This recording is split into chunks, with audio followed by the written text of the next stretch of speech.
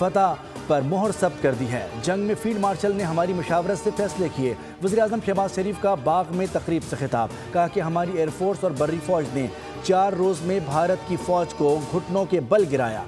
अमरीकी सदर 7 भारतीय तैयारे गिराने का बार बार जिक्र कर चुके हैं। जो ममालिक पहले वाजिबी मिलते थे, आज हमारे लिए गर्मजोशी का मुजाहरा करते हैं।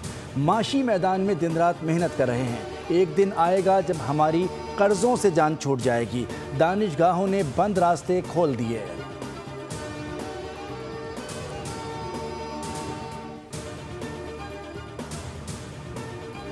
ट्राई-नेशन सीरीज का दूसरा मार्का, जिम्बाब्वे ने श्रीलंका को 67 रन से शिकस्त दे दी। 163 रन हदफ के ताक़ुब में आइलैंडर्स नाकाम। श्रीलंका की पूरी टीम 95 रन पर ढेर हो गई। 9 खिलाड़ी डबल फिगर में भी दाखिल ना हो सके। कप्तान दासन चनाका ने सबसे ज्यादा 34 रन बनाए। जिम्बाब्वे ने 8 विकेटों पर 162 रन स्कोर किए थे।